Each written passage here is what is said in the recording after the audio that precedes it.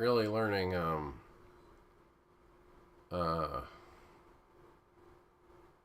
Collective Souls music helped me with kind of finding a way with Sixpence there with that We Have Forgotten. That was We Have Forgotten.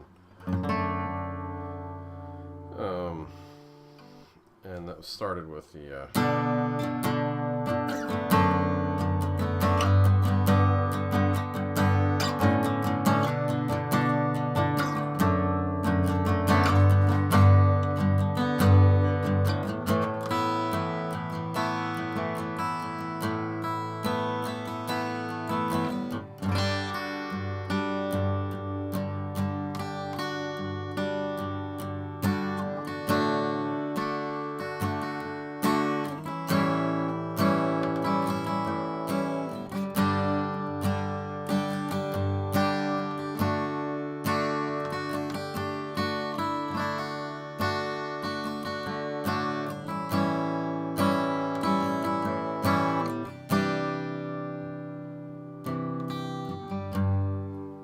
so it helped that they had similar chords.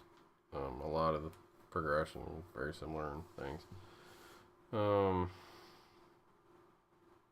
That book, the Sixpence book, was difficult because I had to understand what I didn't know. They didn't give you boxes with fingerings in that book. It was go know what a D with an F sharp in the bass is. So I had to know.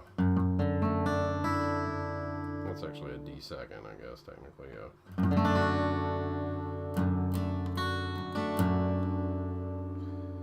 So, and then I guess the fingering of pressing down the E on the second fret will kind of touch in the A, so it's muted, so it's not although I'm not sure the A isn't harmonious. I suppose it is, because this is a, yeah, I guess I don't necessarily have to mute that note, but I can. And I guess it's my habit to most of the time. Definitely when I go to my G chord to the A.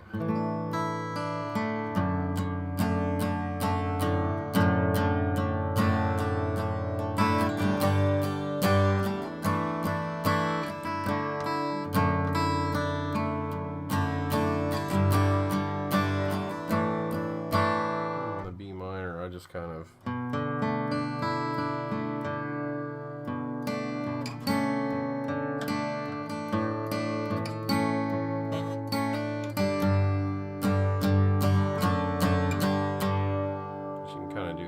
never really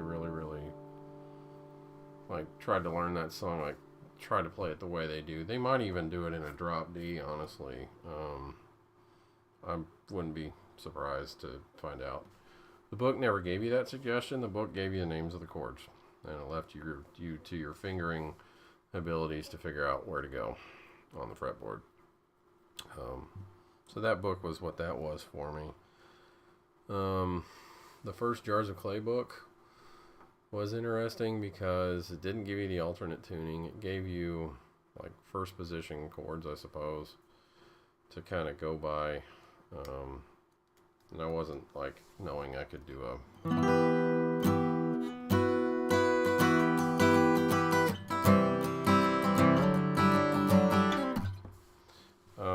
because I remember seeing that in the video, in the Jars of Clay interactive video, where they were like, the guys were, I think Steve might have been up here. He was sort of,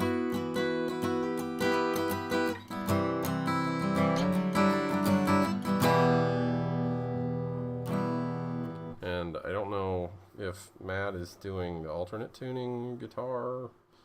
That's a mix exactly. I haven't fully comprehended what all's going on there. But songbooks, I guess this is sort of turning into a songbooks thing, because I got all those songbooks posted over there, and sort of like the history of songbook stuff.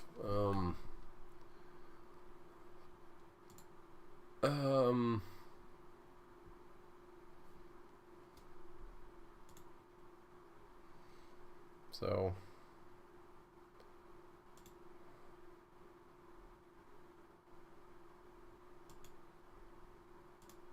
to share.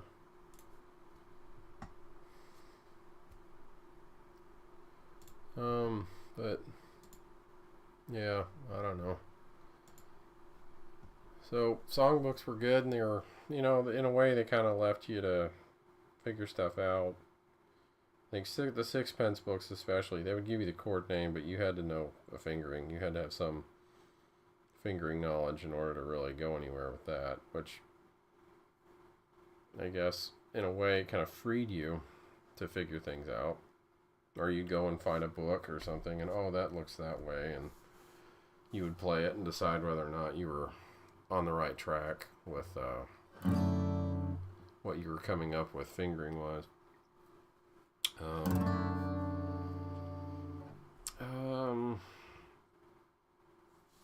I guess another song, Radiohead.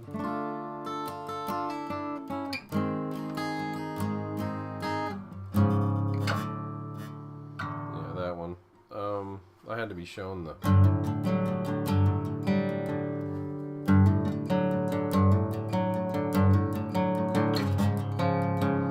because I was basically doing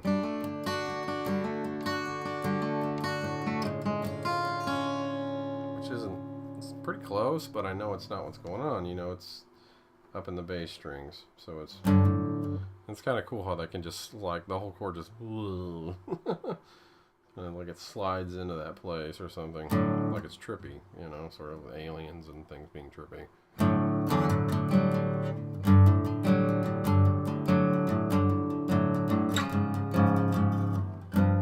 And I just, from that I can drop into my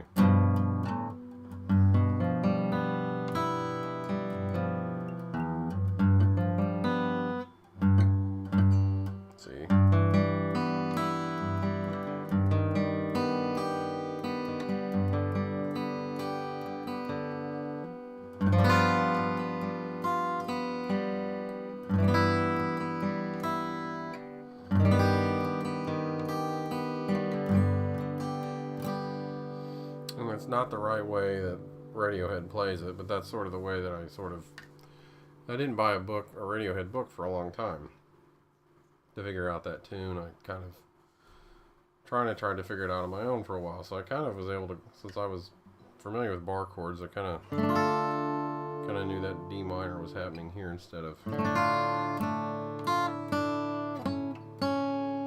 you have to, because that A, you know, call it an A sharp or a D sharp or an A flat, I don't know. But yeah. But I like you know, I like my, and then I can fake enough of the see. Shoot. Well, maybe I can't do it right now.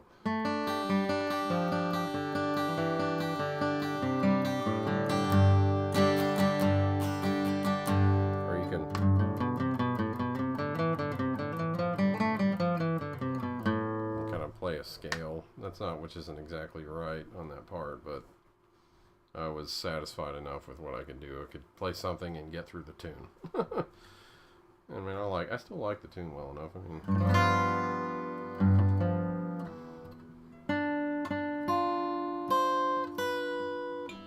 and that high part.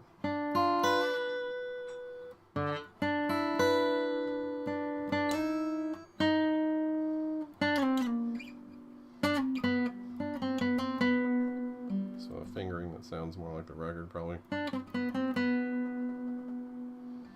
Unless he's playing it like way up here, I don't know. Maybe, is that what Johnny's doing?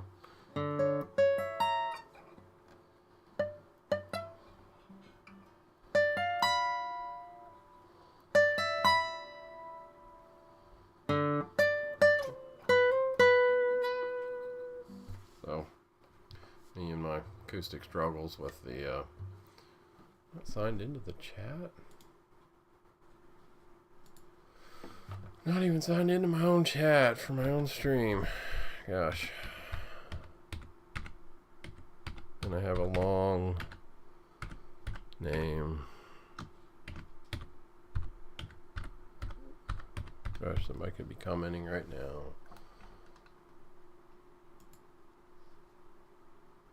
Now they want my password. I don't know what my password is.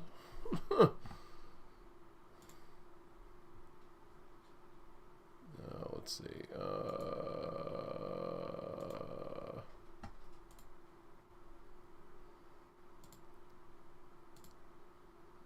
Do you have any directions for this COVID test? Yeah, well, I did. I have no idea what to do with that. Okay, I can explain it. Hang on just a sec.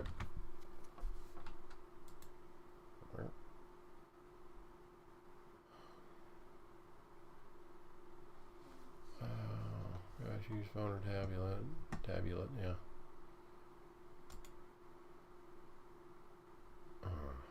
Dear.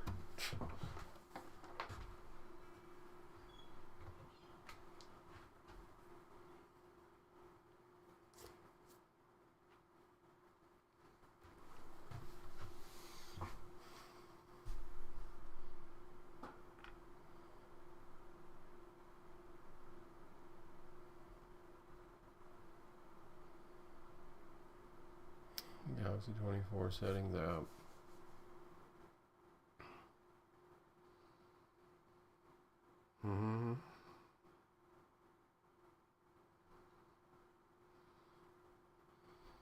Tap Google.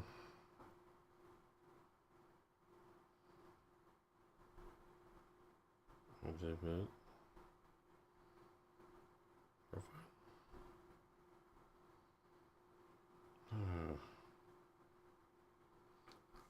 So you get for using this thing for the first time on my music channel, I have to figure out all the stuff. And then I have something else going on, and I'm gonna have to come back to this.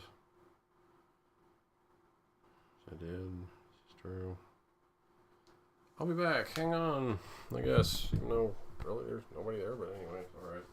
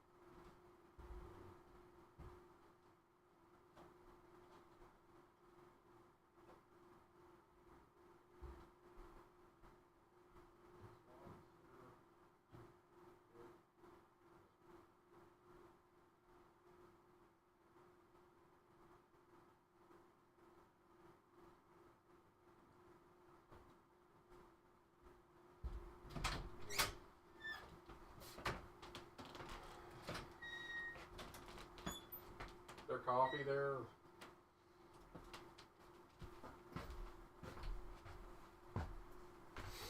Settings app, tap Google, choose your account, select and manage your Google account.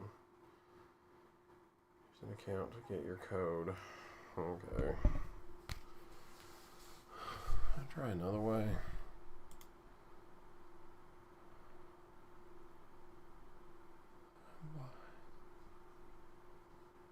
Sign into. Try that.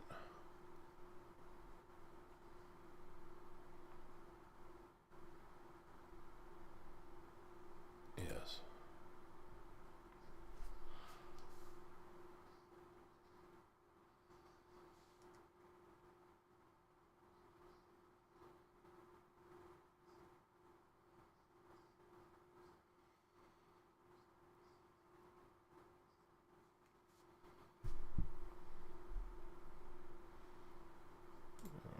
Okay. Okay. Nobody's chatting. Okay. That's fine. Just I'm learning how to set up the chat. If I don't have the chat set up, doesn't matter if anybody's chatting. I wouldn't be able to talk to them.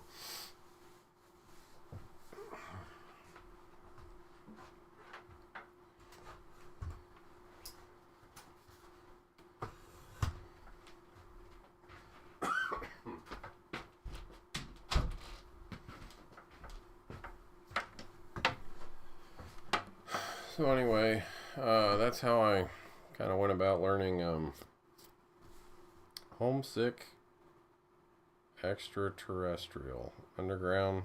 Oh gosh, I can't remember the title. I'm sorry, guys. I can play the tune, I just can't think of the song. I can't think of the name of the song. Oh, I don't know. The camera is kind of, I don't know. No, I want to see more of the guitar, not less. I guess I put my cable on a weird angle. It looks straight from where I am here, but they say right up on the fret is where you should put it. So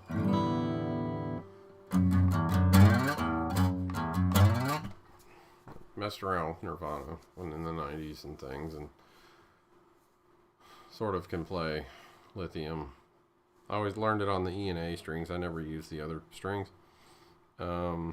Never consulted a book on them much. Didn't learn a lot. I just didn't learn a lot of their stuff. Yeah. Because I was more focused on my Christian rock stuff more, and figuring out Sinking by Jars of Clay was a big deal for me. I mean, the book was helpful and it wasn't at the same time. And like the way I played it back in the day was probably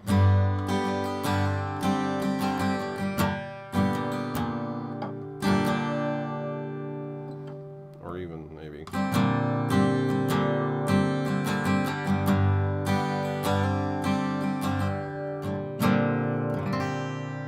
so I was doing chords like this, which is not terrible. It's not the worst way it's not the easiest way I could go about it. But when I, kind of playing it in standard and being able to go just, got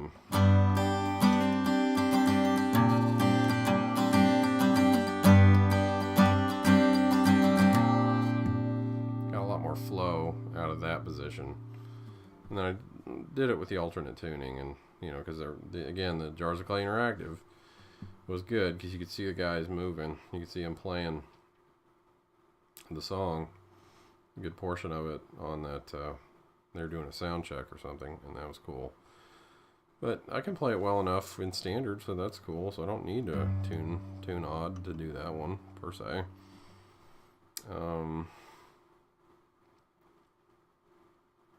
There's some songs I can do a decent amount of playing of them without using the tuning, and I devoted the channel to trying to show those methods to people. Because I had a friend say, man, I don't want to retune my guitar in an odd tuning to play the song. And there's certain Goo Goo Dolls songs, for example, that sound close enough if you play them in standard. You can still be alright, unless you just want to sound like the Goo Goo Dolls more. and mess with alternate tunings, and the same with Jars of Clay. And then a lot of the later records were a little bit more forgiving in terms of they used standard tuning and more, and it was easier to follow those records. Probably definitely like songs like Overjoyed.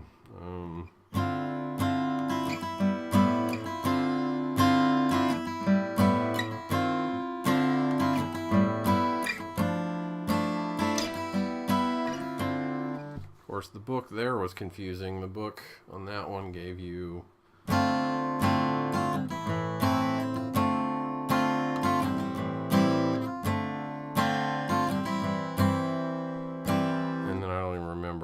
I'd have to look it up, and then I'm going to go ahead and look it up real fast. What the book offers. And they give you the right, I think the chord name is correct. It's the issue is the fingering position is wrong. That was the issue there. Sheet music. Okay.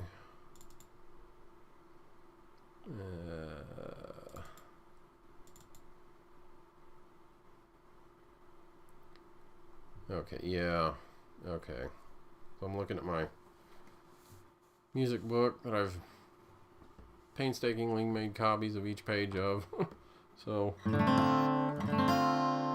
it's suggested, that's the fingering suggested is the and then the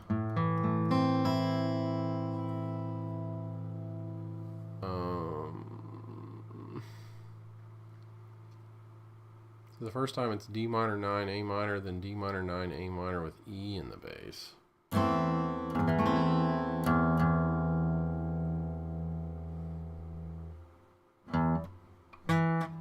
So it's a D.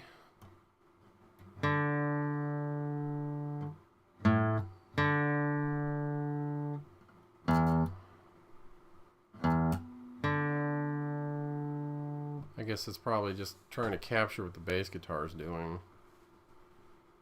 Because I'm trying to look at the piano staff.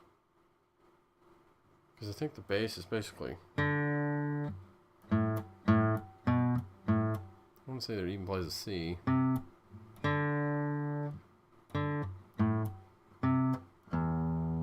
don't know. I'm probably not solid on the bass part, but F6. So, according to the book. So.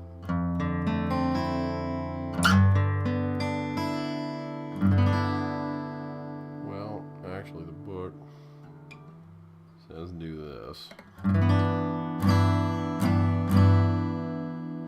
So you'd be like.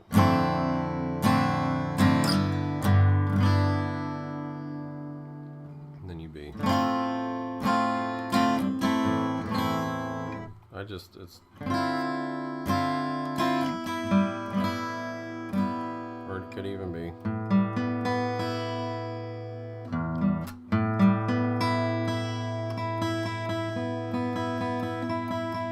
so I'm either or doubling the B or the E string, so I guess you can do either way. I'm trying to think how Jars actually did it. I have to, put my ear up close and be like. And then that for the F, for the I'm playing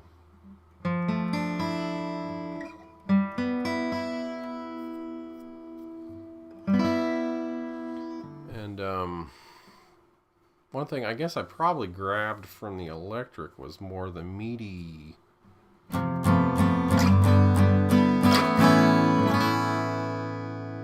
because in the book, well, they give you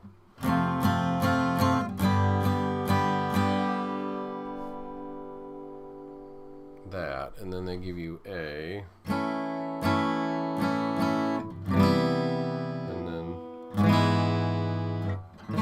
which is correct, but when I finger it this way,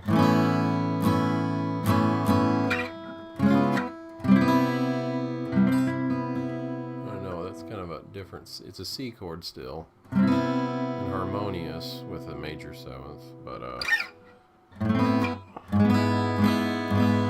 I do instead of both sound fine. It's just this is a bit more of a workout. This chord, I can't see what my hands are doing because I'm looking at the page. So this is. Now this one's kind of nice because you can kind of this shape you can play the whole time, and you get that meatiness that if you don't have an electric guitar and you're playing by yourself, you get a little more meatiness in the playing with just an acoustic with doing it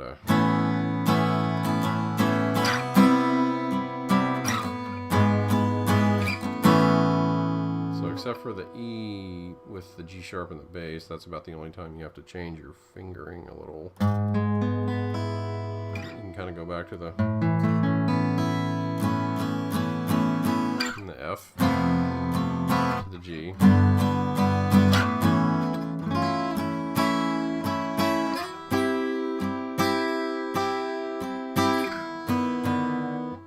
Oh, shoot.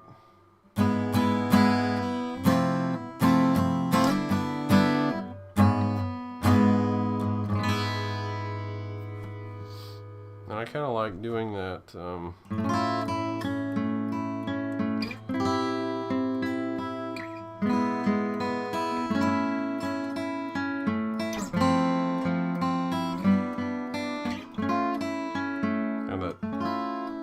Kind of mystery, like the mystery of God kind of thing. That chord in there with that sort of Twilight Zone-ish moment in there. I like that. And I found a way to play it. Yeah, is it here? Yeah. So it's like I'm up on the 5th fret.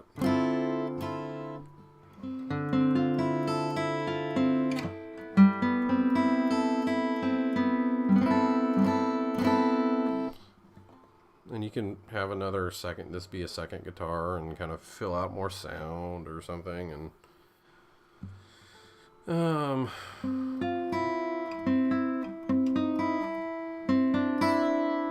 there's kind of some notes in there which are in there, but you can kind of, and since this is you can just do a whole.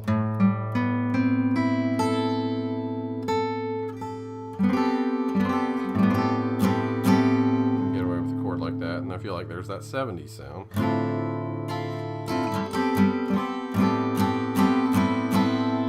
Probably better not to press down that B string, something closer to the truth, the closer to the actual chords. Okay, I don't want to hit the A string technically when I'm doing so I want the D to be the root bass note, not the A. So.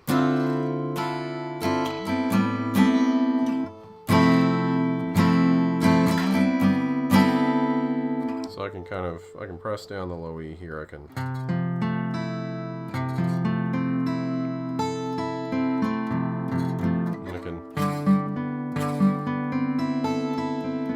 I'm experiencing some fret buzz.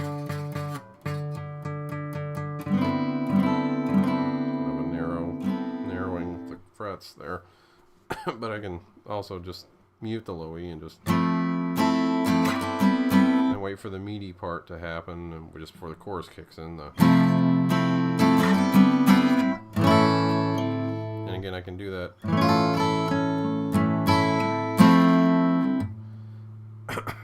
Thing. So I can play an A, or I can, and then so and I have to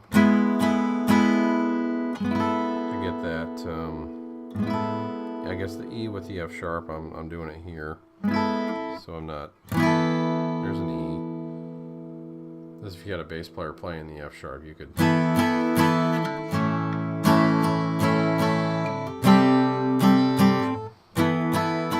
But if you want to, if you're by yourself and you want that F sharp bass note to happen, then you need to.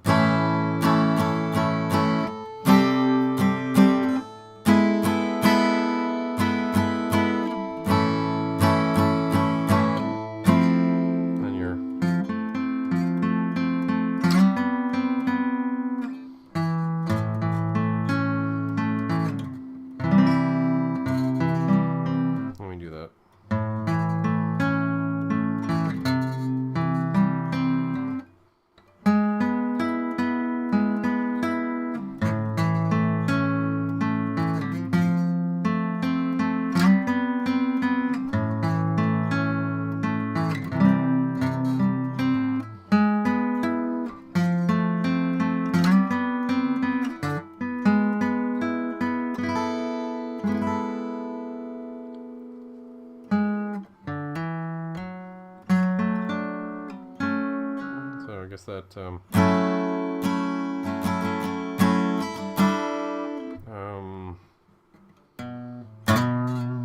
that B in there, I guess. So it's that one. Oh, where's that happen? Let me look. That's the sort of bridge part, I guess. Missing the me from you you gave to me. Yeah, F sharp minor 7 and B minor 7. So this is my F sharp minor 7 when I'm capoed. Technically it'd be 5th fret because on my guitar's a half step down, so I'm on the 6th. But you're in standard, it would be the 5th. So.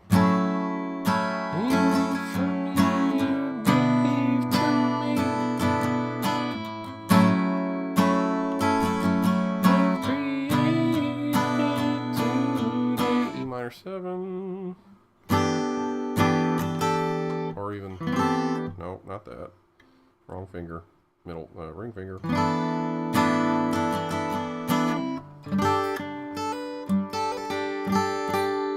So that's your D becomes a G chord on the 5th fret.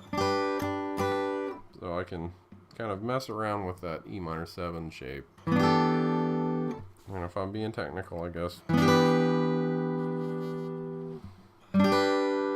Even do that, or you can do this sort of open thingy where you're, or you do,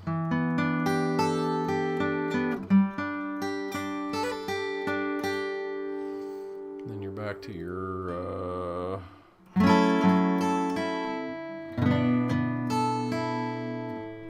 E minor.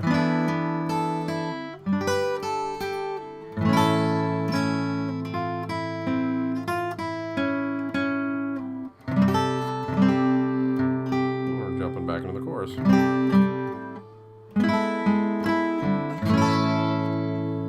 So anyway, that was stuff I did with Overjoyed, and it was neat to figure out those different things over time. So that was fun. What's another song I could just ramble on about? It's kind of a special discovery. I mean, Frail was definitely on my list. I've never, the book, the way the notes are ordered, I even heard there's a recording I think Charlie is playing the piano on. It might have been one of the Apple recordings where they're playing it, and it starts out with him on the piano. It's not the guitar. And the notes he's playing sound like the notes that are in the sheet music.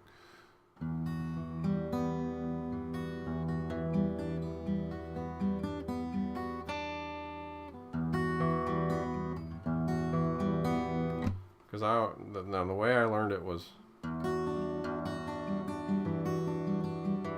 which isn't quite right. I think it's, or that's closer to being right, and then the actual right is.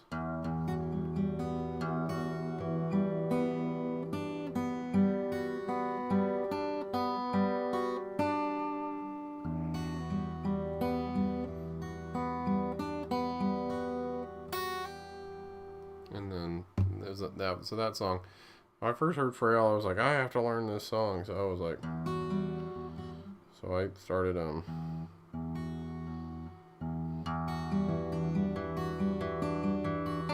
so that's the version I guess I'm pretty satisfied with, and it's close enough. And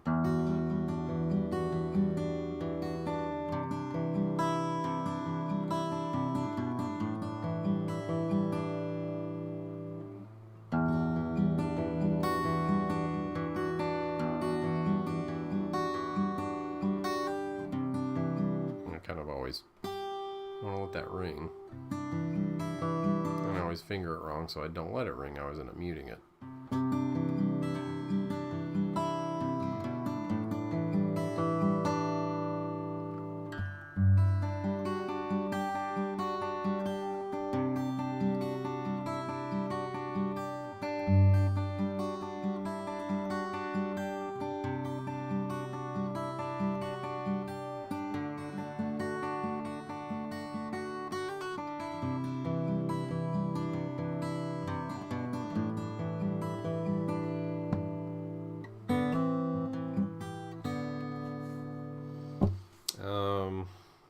So I mean, Frail was one I was really determined about, and I actually played it at a talent show with some friends in high school, And next song we played was Freebird. And we played it, and then they turned us off. I think they literally went to the power box and switched off our amps because we kept playing solo. We didn't know. It was just my buddy and I, 2 guitars, no drums, no bass, no anything. And it was funny. One thing I did with Frail was I took those chords and I was like,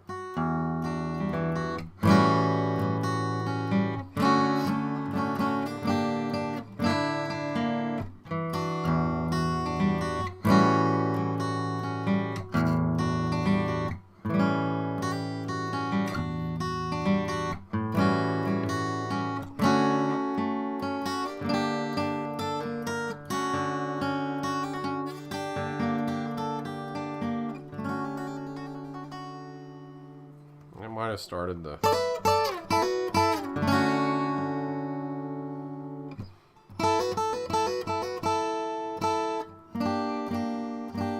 might have led into me learning some Wings, maybe.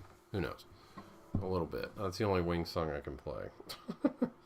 I guess. I think. My mom had a CD of Paul McCartney stuff, like post-Beatles stuff, and I listened to it and I figured that one out, and so that was cool. I figured enough of that out, I guess. Cool riffs. Stuff I'm not good at. So that's kind of Frail. Love Song for a Savior. I had a friend, we played it over and over and over. I think we would play like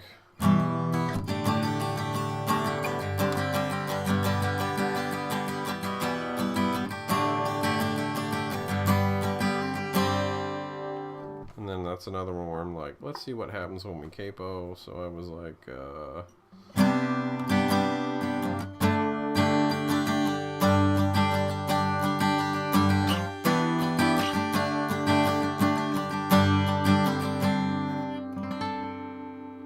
and I figured out other stuff I could do with it when I capoed it that I liked. And I remember my buddy and I got together years later, and we were in a Guitar Center together, and we were playing it, and this little girl, didn't even know who she was, just walked up to us and said, "You guys sound great together." And we're like, "Thank you. We've been playing together for a long time." And unfortunately, my buddy's passed away, but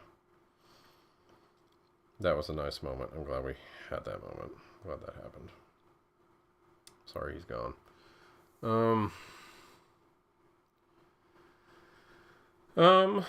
So Love Song for a Savior was a big deal because we played it. It was one of the first Jars of Clay songs I think I really tried to pick up. I had this Jesus Christ hat that had like JC with a crown of thorns around the JC part, and I turned it backwards so I'd look like Matt Odemark from Jars of Clay, and I was 13 and I was trying to be as cool as I could be with all of that. And yeah, that was fun. And that church was great. They had a little stage and we played, and I don't remember if we actually ended up performing the song, but we did practice it. I know we did that much together. And we eventually got into some Goo Goo Dolls stuff. Let's see if I can pull that out. I'm sure that's the right key.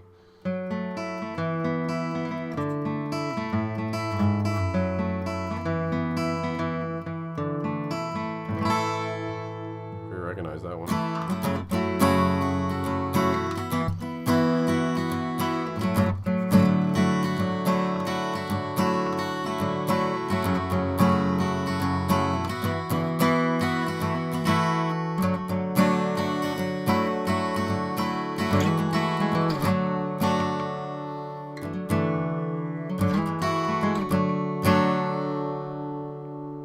And playing Goo Goo Dolls stuff was a big deal.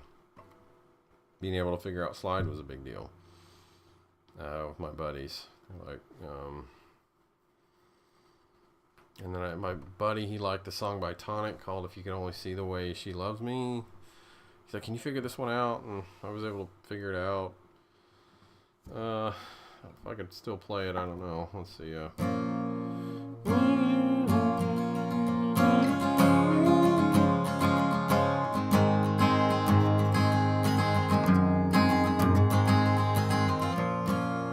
If I'm remembering how that's played at all. Trying to play it. It's been years. played it for him, and then we didn't play it much after that. I think I even tried to learn that Backstreet Boys.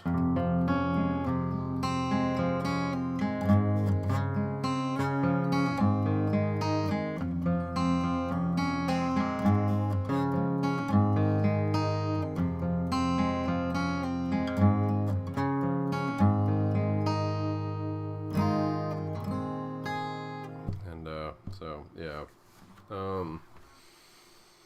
because they were really into it. They were like they're doing like the dance-ish stuff, and I was sitting there with my guitar, and I was like, man, it was funny.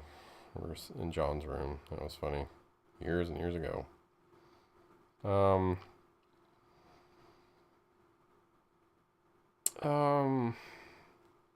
so anyway, there's a few songs, I guess. It's 47 minutes into a chat. You know, hopefully some people will show up for next time. I'll try to do this again sometime. I do want to do some live streams where people interact and I'm playing and we're talking and having something fun happen. So hopefully people, please show up, come by. We'll see you next time.